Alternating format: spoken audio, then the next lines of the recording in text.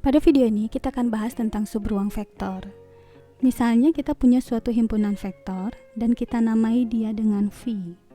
Maka si himpunan vektor V ini bisa kita sebut sebagai ruang vektor apabila di dalamnya terdefinisi operasi penjumlahan dan operasi perkalian skalar yang memenuhi 10 aksioma ini. Sekarang kalau kita fokuskan pada sebuah himpunan vektor yang ada di V, misalnya namanya H. Karena H ini merupakan bagian dari V, maka H itu merupakan subhimpunan dari V.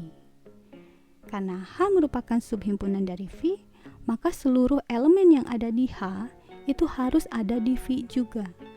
Hal ini berarti jika vektor A ada di H, maka vektor A juga harus ada di V.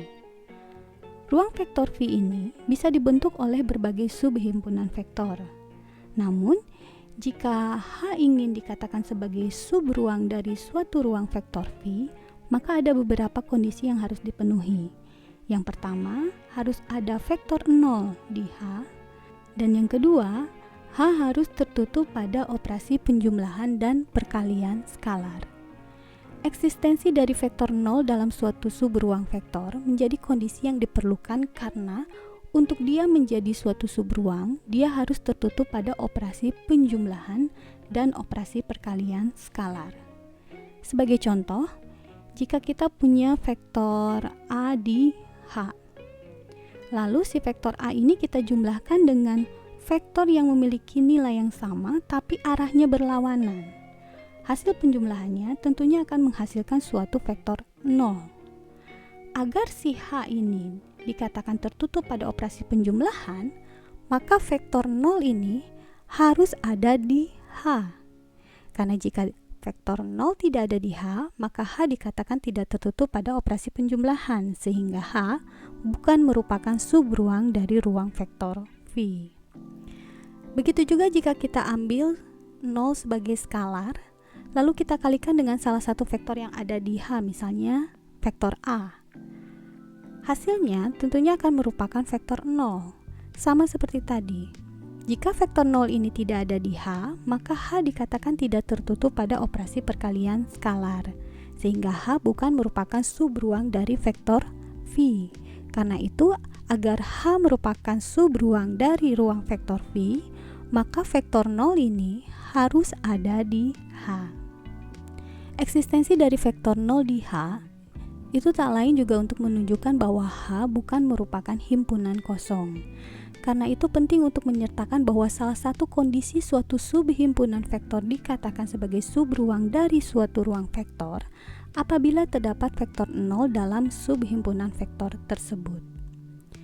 Sekarang coba perhatikan di sini kita punya 4 subhimpunan vektor. Yang di bagian A disebut dengan subhimpunan vektor HA, bagian B disebut dengan subhimpunan vektor HB, bagian C disebut dengan subhimpunan vektor HC, dan di bagian D itu merupakan subhimpunan vektor HD. Lalu di sini kita diminta untuk mengidentifikasi subhimpunan vektor manakah yang merupakan subruang dari R2. Ruang bagian dengan subruang itu sama saja, hanya istilahnya saja yang dibuat berbeda, tapi maknanya sama. Oke, untuk bisa mengidentifikasi subhimpunan vektor mana yang merupakan subruang dari R2, maka kita harus cek satu-satu. Pada bagian A ini, HA diperlihatkan oleh daerah permukaan persegi 4 yang berwarna peach. Untuk tahu apakah HA merupakan subruang atau bukan, maka kita harus pastikan bahwa dia memenuhi 3 kondisi ini. Yang pertama, harus ada vektor 0 di HA, lalu dia juga harus tertutup pada operasi penambahan, lalu dia juga harus tertutup pada operasi perkalian skalar. Sekarang kita cek dulu apakah dalam HA ada vektor 0. Untuk itu kita perhatikan di sini. Titik koordinat 0,0 itu merupakan bagian dari daerah HA. Karena itu bisa kita simpulkan bahwa ada vektor 0 di HA, sehingga kondisi pertama terpenuhi. Sekarang kita cek kondisi kedua. Jika kita punya dua buah vektor di HA, misalnya vektor U dan vektor V. Vektor U itu diperlihatkan oleh panah yang berwarna merah, sedangkan vektor V diperlihatkan oleh panah berwarna kuning. Lalu kita jumlahkan. Apabila hasil penjumlahannya merupakan vektor yang ada di HA, maka HA dikatakan tertutup pada operasi penjumlahan. Tapi kalau hasilnya merupakan vektor yang ada di luar HA, maka HA bukan merupakan subruang vektor karena dia tidak tertutup pada operasi penambahan atau penjumlahan. Sekarang kita cek. Vektor U ditambah vektor V. Kalau kita lihat, ternyata resultannya atau hasil penjumlahannya merupakan vektor yang masih ada di HA. Namun, kita di sini jangan dulu langsung menyimpulkan bahwa HA merupakan subruang vektor, karena pola ini harus berlaku untuk seluruh vektor-vektor yang ada di HA. Sekarang kita coba jumlahkan si vektor U dengan vektor lainnya yang masih ada di HA. Misalnya vektor lainnya itu adalah vektor Q. Dan vektor Q ini ditunjukkan oleh panah berwarna biru. Lalu kita jumlahkan vektor U dengan vektor Q. Ini kita hilangkan dulu biar mudah. Nah, kalau kita jumlahkan, ternyata hasil penjumlahannya itu merupakan vektor yang ada di luar HA. Karena itu, berarti bisa kita simpulkan bahwa HA bukan subruang dari R2, karena HA tidak tertutup pada operasi penambahan. Sekarang kalau kita cek, misalkan kita punya suatu skalar yang merupakan bilangan real, dan kita kalikan skalarnya dengan salah satu vektor yang ada di HA, misalnya vektor U. Pada saat K-nya itu merupakan real negatif, maka K dikali vektor U itu akan menghasilkan suatu vektor yang ada di kuadran 3. Kuadran 3 ini bukan merupakan bagian dari daerah HA. Karena itu, bisa langsung kita simpulkan bahwa HA tidak tertutup pada operasi perkalian skalar. Sehingga HA bukan subruang dari R2, itu juga dikarenakan dia tidak tertutup pada operasi perkalian skalar. Sekarang kita coba cek untuk yang bagian C. Pada bagian C, HC merupakan subhimpunan vektor yang diperlihatkan oleh panah berwarna kuning. Salah satu kondisi yang harus dipenuhi agar HC disebut subruang dari R2, yaitu jika ada vektor 0 di HC.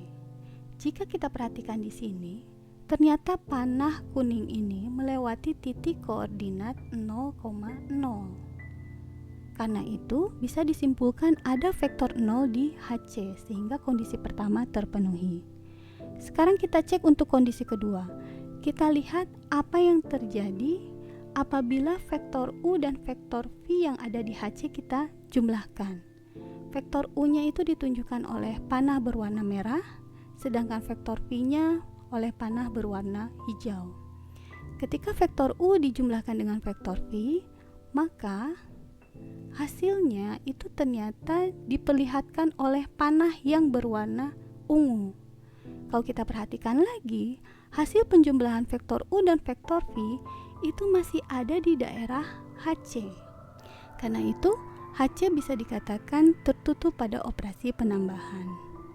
Sekarang jika ada skalar K yang merupakan bilangan real, lalu kita kalikan dengan salah satu vektor yang ada di HC, misalnya vektor U. Ini kita hilangkan dulu biar kelihatan vektor U-nya di sini, dan vektor V-nya kita hilangkan biar kelihatan hasil perkalian antara skalar K dengan vektor U-nya. Kalau misalkan si K-nya itu merupakan bilangan real negatif, maka K dikali vektor U itu akan menghasilkan suatu vektor yang besarnya sama dengan vektor U, tapi arahnya berlawanan. Dan ternyata hasilnya itu merupakan vektor yang masih ada di HC juga. Sekarang kalau misalkan K-nya merupakan real positif, lalu kita kalikan dengan vektor U, hasil perkaliannya itu juga akan merupakan vektor yang ada di HC. Dengan demikian, karena ada vektor 0 di HC dan HC juga tertutup pada operasi penambahan dan operasi perkalian skalar, maka HC merupakan subruang dari R2.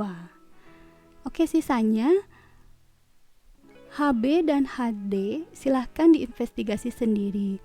Untuk HB itu diperlihatkan oleh panah berwarna putih ini, sedangkan HD oleh persegi 4 yang berwarna peach ini. Silahkan dikerjakan, nanti kita bahas bareng-bareng. Terima kasih.